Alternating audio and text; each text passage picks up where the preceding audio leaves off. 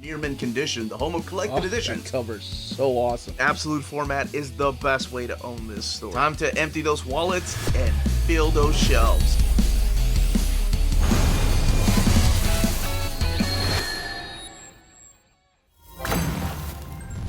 By Crom, the day has finally arrived. That's right.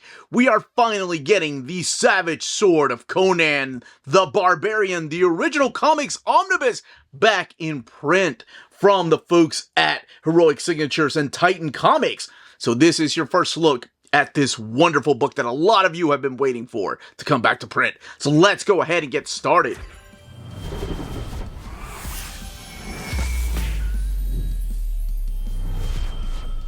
Before going any further, I do want to thank the folks at Titan Comics and Heroic Signatures for sending us an advance copy of this omnibus. This omnibus is due out in the direct market and book market on October 1st. However, I know what some of you are thinking already. Wait, this is already out. Some distributors have already started sending this out, but the official date for this omnibus is October 1st of 2024. But regardless, here it finally is. A lot of people were asking me for well over years as I got to announce and show the different covers of these particular omnis for Titan Comics and Heroic Signatures, where the book was at. Some of people were losing hope that it wasn't coming, but I would assure you every Saturday when I was being asked that these were still coming, and sure enough, it is finally here and will be in your hands shortly if you have pre-ordered it.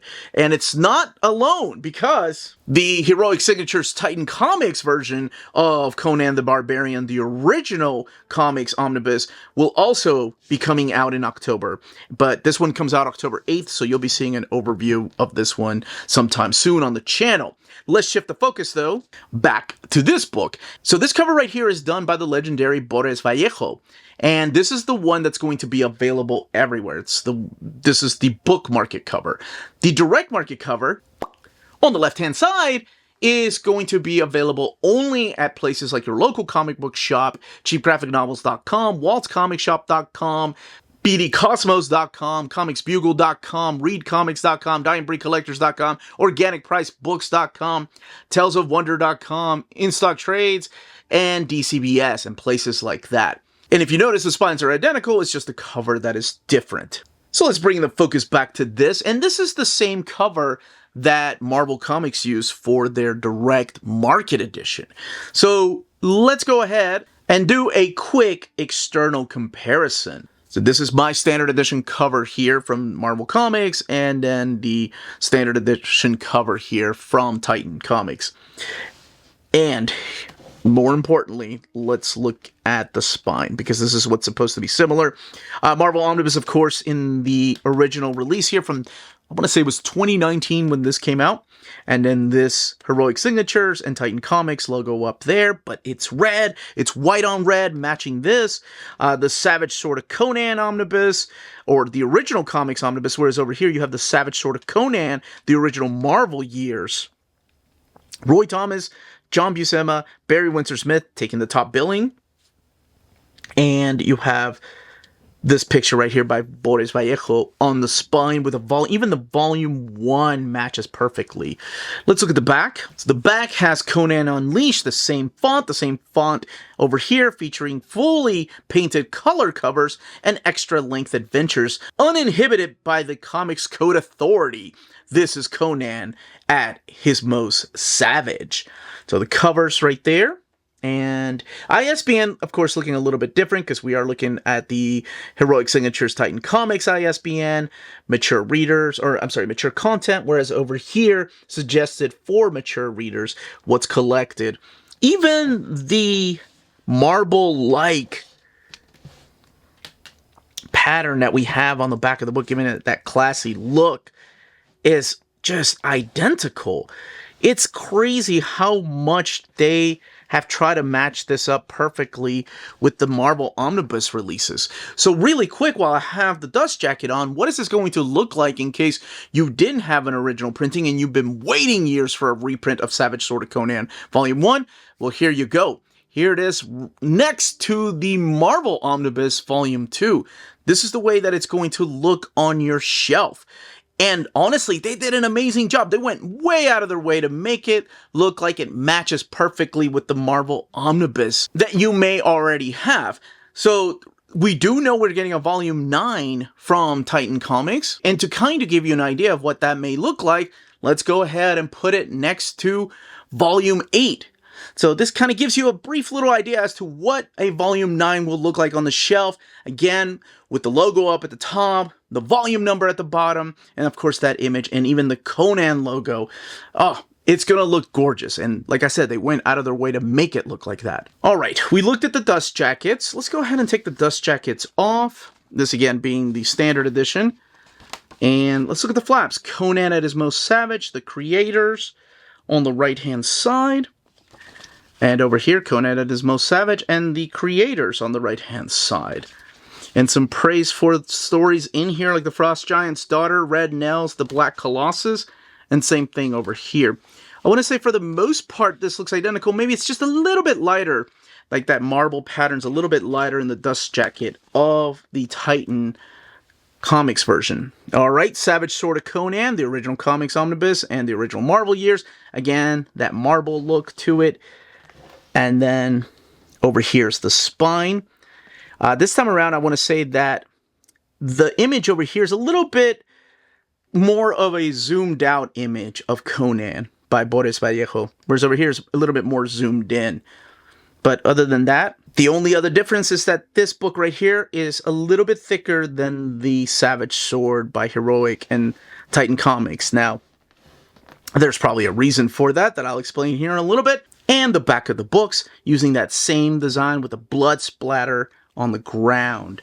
All right, let's go ahead and shift the focus to this book. So we are going to open this up, check out this beautiful artwork that's in here. I'm going to talk a little bit about the stories, but what I mainly want to do, because what people have been asking me to do, is to do an internal comparison to the original printing by Marvel Comics to see what's missing and then what similarities it has and if there's any real big differences. All right, let's go ahead and crack this printing open. Here's your end sheet. I love that they use this as the end sheet. It's one of my favorite pieces from Big John Buscema. The Savage Sword of Conan, the original Marvel years, Volume 1, Roy Thomas, John Buscema, and Barry Windsor Smith. So, as you notice on the cover, they didn't use the original Marvel years, but on the title page, they are. And here are the behind the scenes of the folks that put the books together from Heroic Signatures and Titan Comics, and then a special thanks down here to some names you probably are very familiar with if you've been following my overviews of the Marvel versions of these Omnis. The Savage Sword of Conan, here's your table of contents, Volume 1, and what it collects, and of course the writer being mainly Roy Thomas. However, there are other writers in here like Glenn Lord and also P. Schuler Miller, but more importantly, that name right there. This is all based on, of course, the creation of Robert E. Howard. So without him, there would be no Conan comics. And some of the adaptations, without him, there would be no adaptations. Your illustrator and taking top billing is Barry Windsor Smith, and rightly so, but then you also have people like John Romita, Pablo Marcos, Tony De Zuniga, and as I mentioned a little bit earlier, Big John Buscema too, taking one big step as the penciler, while over here are the illustrators, meaning they're doing the inks and sometimes even the colors if they're painted colors, or covers rather. Over here you do have other pencilers like Gil Kane and Al Milgrom, and then your inkers like Pablo Marcos, Al Milgrom, Neil Adams, Alfred Alcala, and Vince Coletta, and then the Tribe right here, who has always been known as the Tribe, and that was all of Neil Adams' group right there of just different inkers and artists helping each other out. The lettering over here by Art Simek, Sam Rosen, and Denise Wool, just to name a few, and then your editors at the time. And then your collection cover art here. It does credit that John Buscema is doing the collection cover art. However, the file that I ended up getting from Titan, and the one that I got to announce, is that of Volume 7.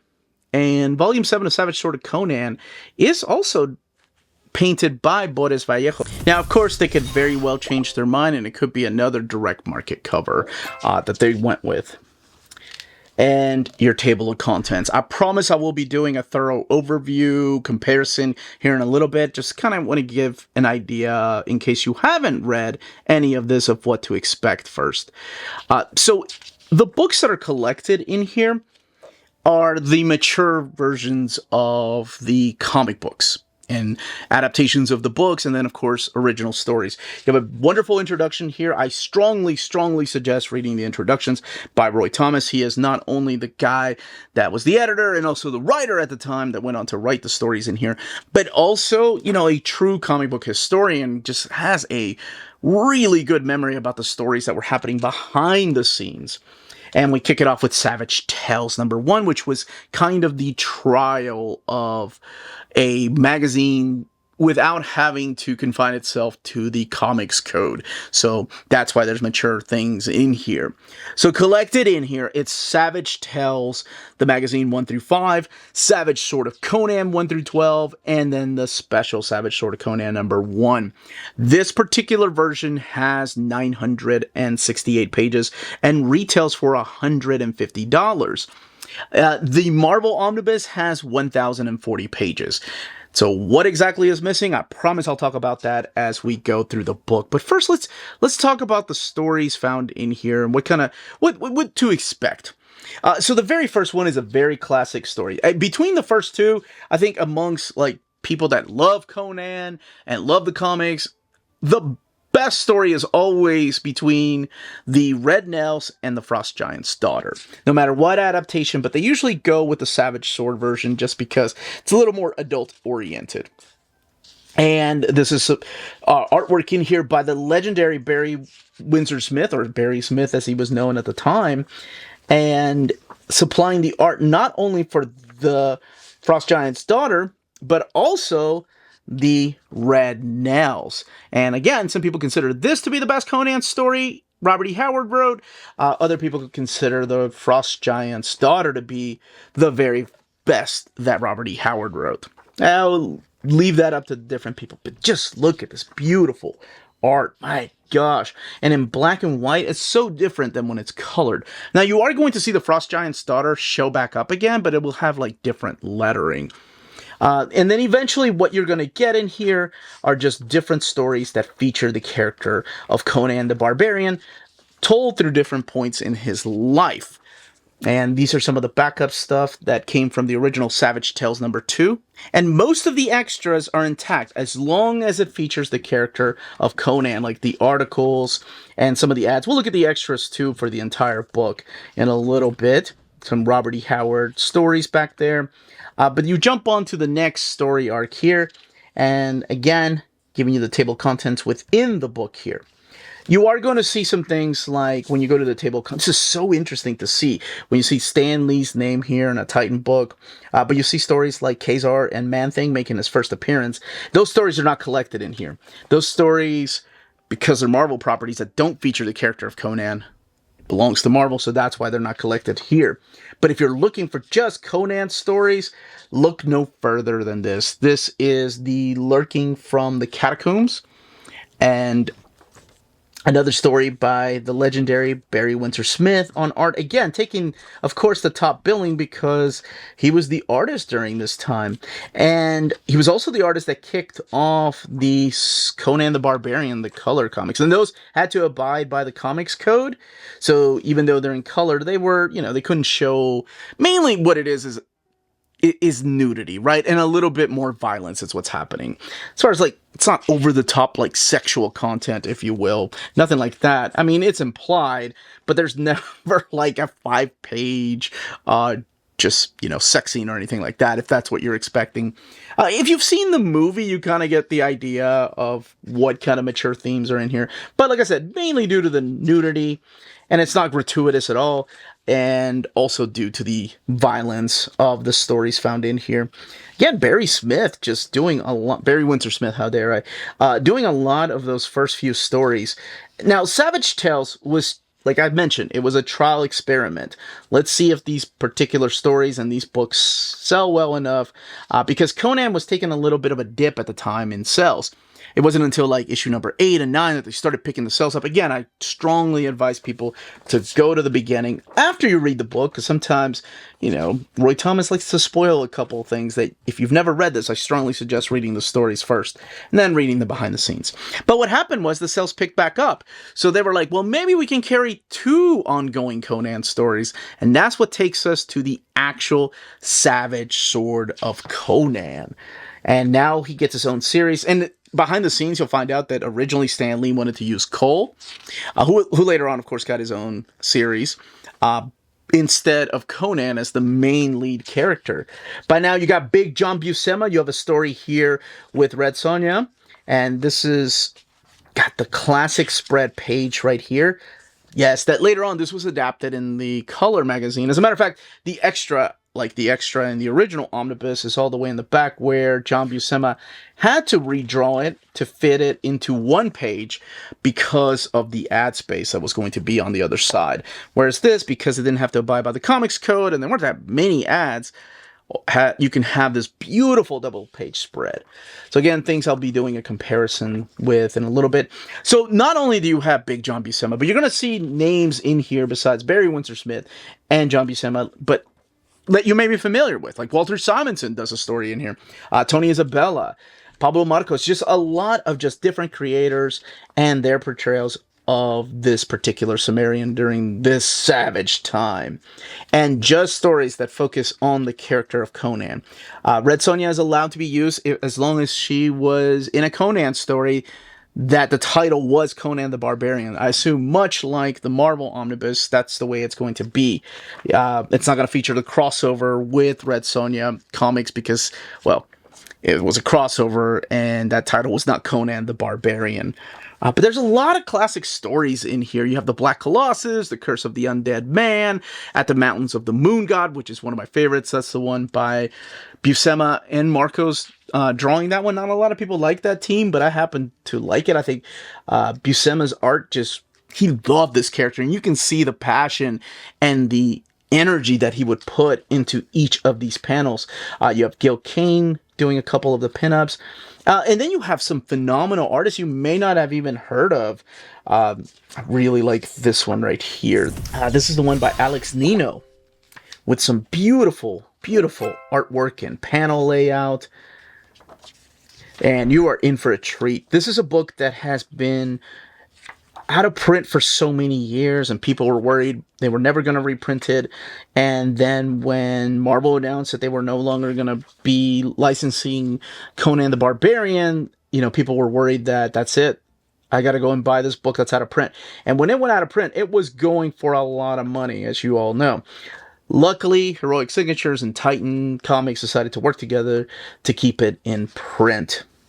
And some more Big John Buscema artwork in here. I absolutely love when they include maps of the Hyborian age throughout these books. I wanted to come back to this particular story right here. This got some killer artwork right here. This is an adaptation from Lynn Carter. So they do poems, not just Robert E. Howard stories. It's adapted by Roy Thomas, but Jess Joliman is the artist on this, and it's just stellar. This will look so different, because you'll see later on when they were running behind in the Marvel color comics that they'll adapt some of the stories collected in here into color, and it just doesn't look right. Even like the color versions of this that you see later on in some collections, like the Dragon book that they had out that retold stories from Savage Sword of Conan. I don't know. There's a difference when an artist knows they're going into a story that is going to be black and white, and when they know it's going to be colored. Oh, one of the things I meant to go back and do. Wow, almost turned it to the right page. Okay. Remember when I said that you're going to see the Frost Giant's daughter in here twice? Well, and rightly so, right? It is one of the most popular Robert E. Howard stories, adapted by Roy Thomas and Barry Windsor-Smith. And it is a short one, too. I mean, it's only like, 12 pages, I think? 11 pages. So it does come back here in the Savage Sword of Conan Volume 1. And this time you get a new title page. Now, you are going to notice, like, the dialogue boxes, and some of the dialogue has been changed just a little bit. from the Savage Tales to Savage Sword of Conan. For example, they were using like narration boxes like this, whereas this is just black on white. Maybe they thought, well, let's get a little more fancier now that we have a new ongoing book. And some of the dialogue has also been changed, not very much.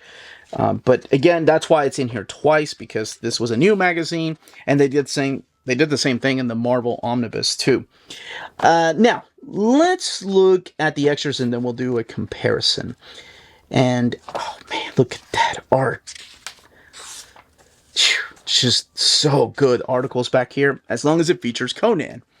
Reprinted. Letter pages are also reprinted, by the way. I forgot to mention that. So, you know, eventually Savage Sword of Conan started getting super popular. People were sending in their letters. So the letter pages are also in here. Most of the house ads are collected. Not all of them. If it feature like other Marvel characters, more than likely they didn't collect them. But let's go back here. This is the house ad. So now we're looking at the extras. So starting here are the extras. The Marvel Bullpen Bulletins. That's insane that we're looking at that stuff collected in this book. It's very thorough, as long as I mentioned that, yeah, it's all, wow. These are the inks by the Tribe right here, and this is Pablo Marcos art, but that's Big John Beast. That is gorgeous. Some painted cover by Boris Vallejo right there. The record artwork, Barry Windsor Smith on the Treasury edition, and of course that was a reprint.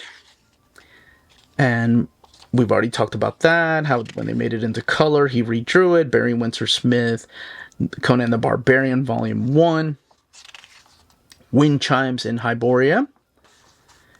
Oh, that's by Alan Zelenitz, and he went on to write Conan. And then even the standard edition cover right here that I got for my Marvel Omnibus is collected back here. In case you don't have it, that's the one by Gabriel Del Otto, and your end sheets. All right. Let's talk about the build of the book, and then we'll look at the comparison. So this book has sewn binding, and there's that eye. 968 pages. It is printed in this glossy paper stock. It's not too thick, it's not too thin. And honestly, when you're looking at a black and white book, though, you are going to see some bleed through. You see it no matter how thick the paper stock is in some of these books. But on a big book like this, you are going to get a little bit of it. And the same thing happens in the original printing. And I'll do a comparison, I promise, here in a little bit. But you do see some of the bleed through. So let's actually go ahead and do that. Let's compare it to the original Marvel printing. Okay, we've got the original Marvel printing over here and the new printing by Titan Comics and Heroic Signatures on the right. This one had, well, the new printing has 968 pages, while the original printing has 1,040 pages. And I said I will talk about what's missing in here. Your end sheets. Now you actually have an image over here by Big John Buscema. Over here you have this green looking end sheets, and then you have the title page looking the same right there. This is of course going to be different because you have Marvel Entertainment and Conan Properties International over here, while you have Heroic Signatures and Titan Comics over here. This book was printed at the Leo paper group that was in China, and this book is printed in China. However, it doesn't really state where it was particularly printed. And you have Savage Sword of Conan, Volume 1. You're going to see some changes here. Whereas in the Marvel Omnibus, you have like John Romita here telling you that he not only drew the Savage Sword of Conan #5, but also Savage Tales #1, which is part of the story. Whereas over here, he just did Savage Sword of Conan #5. And I'll explain what that means here in a little bit. Table of contents, of course, has to look a little bit different because the bonus material over here starts in page 913, whereas the bonus material over here starts in page, I think, 1002 or 8. So the introduction is identical, both in this version and in this original printing. It is just Roy Thomas talking about not just Conan the Barbarian, but also Man-Thing and Khazar and the idea that Stan Lee had. And over here, table of contents, including Khazar and Man-Thing, just like in the original printing. So all of it looking the same. So here we go. Let's talk about this. Let's talk about the paper quality. So the Leo paper is just a little bit thicker than the paper stock they're using over here in the Titan printing. There is bleed through happening in both of them, and honestly, it looks identical as far as the bleed through. One of the other things I will say is that the original printing at the Leo paper has darker colors, or darker colors. The blacks are just a little bit bolder than the new printing. It's not a big difference, and I don't even know if it captures on camera, but it is just a slight difference. Now, in the Marvel Omnibus, you have, of course, the other stories that don't feature Conan, like the Femizons right here. This is a story by Stan Lee and John Romita. That's collected in here. The first appearance of Man-Thing over here. And you also have the Khazar story back here. The Black Brothers story right here. This is a story that takes place in Africa. And then you get to Conan the Barbarian Volume 2 in page 80, whereas over here it's on page 30.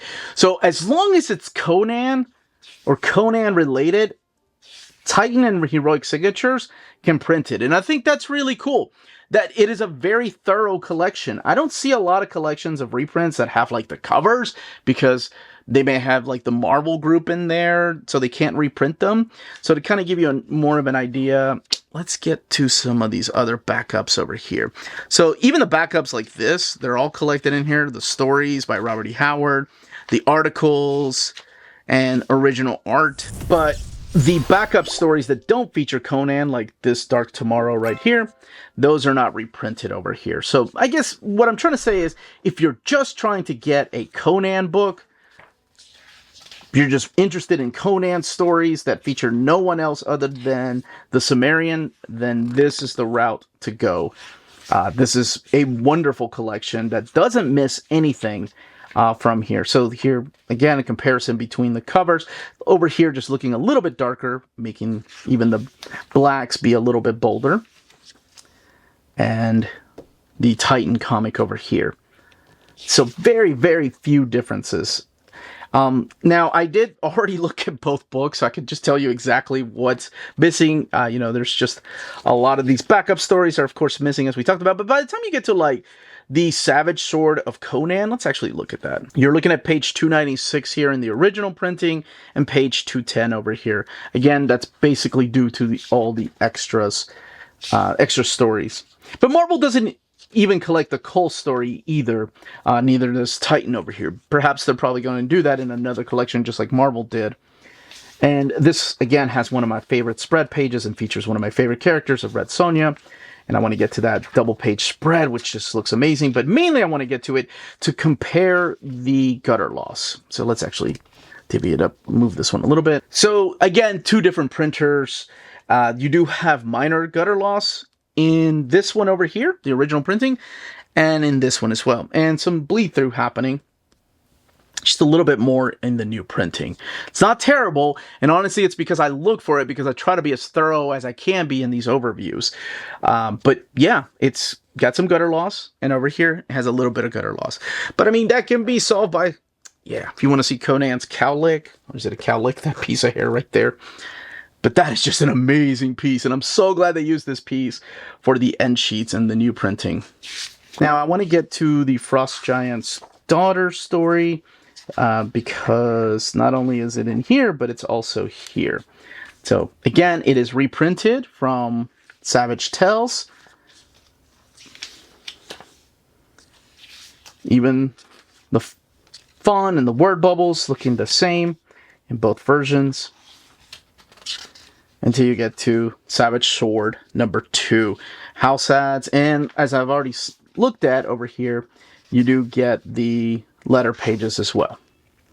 And the Black Colossus, that's one of my personal favorite ones, especially with this beautiful artwork by Alfredo Alcala. But Big John Buscema, of course, supplying the pencils, but Alfredo Alcala's inks, oh my gosh, it looks so beautiful. You are in for such a treat if you've never read this stuff.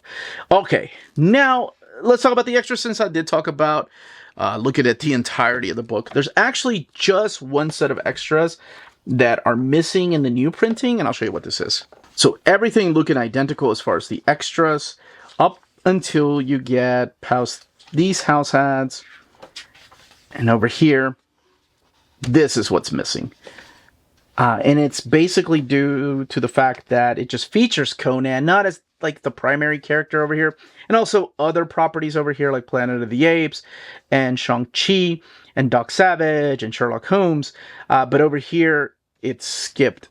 These two ads are actually skipped, and you go right to the Frost Giant's Daughter's original art, and this cover to Savage Tales #3 original art. But everything else is identical as far as like the extras, including the extra of the standard edition cover. That wasn't even an option for people getting the new printing. But that is it. It is back in print. If you've never had a chance to read it, you are in for one hell of a ride. Look, just again, look at this detailed, beautiful black and white artwork. And I know there are some people that don't like black and white, but if you like Conan, if you're a fan of just beautiful artwork and the savagery and that savagery that can only be contained in this comic book format with no comics code, this is the one for you. That's it. That, as they say, is that. If you're interested in purchasing this omnibus, don't forget to check out our sponsors. BD Cosmos, the Canadian leader in graphic novels. They have a physical storefront in Montreal, Quebec, and their website, bdcosmos.com, offers 25% off your order of over $99 or more, and free shipping everywhere in Canada for every order of $200 or more. Their shipping care is exceptional. Your books will stay cozy through the rough Canadian weather and arrive to you in near mint condition. After checkout, let them know Near Mint Condition sent you their way, and you'll be added to the monthly $25 gift card raffle. Entries are valid for new and returning customers. Don't be afraid to call or email them. Ask them questions. Their staff is always happy to help guide you towards the right purchase. Visit their website, bdcosmos.com, for more. BD Cosmos, with rewards and raffles taking care of customers in Canada. Eh? CheapGraphicNovels.com, your online home for graphic novels and collected editions up to 50% off cover price. They have excellent shipping and prompt and helpful service. Check out their bargain deals for up to 90% off cover price. And don't forget that CGN also takes pre-orders. That way you don't miss out on the hottest releases. And they are currently running a special promotion for you Minties. If you're a first-time customer, after receiving your order confirmation email, reply back to that email and let them know Near Mint Condition sent you their way. They will then apply a free shipping promotional credit to your next order in the US. Cheap Graphic Novels, your source for the hottest books with the kind of deep discount, quality shipping, and customer service that will keep you coming back for more. And that was the content, the page count, and build of this omnibus, as well as the comparison to the original printing. If you are picking up this particular omnibus and you missed out on the original printing, let me know which cover you're going to get. If you're going to continue getting the Savage Sword of Conan Omnis with Volume 9 and then the King Conan Volume 2, and then more Conan, the original comics, which I guess it would be a Volume 11. But regardless, I would love to know all those comments down below, what other material you would love to see collected in this particular format. Maybe the Dark Horse era stuff that wasn't collected, neither by Dark Horse nor Marvel. But I would love to know all those comments down below. Any questions, leave them down below. Don't forget to smash that like button, subscribe, and ring that bell for notifications. We are on Patreon and Spreadshop. Amazing ways to support the channel if you can do so. Everyone stay healthy and safe out there. Much love.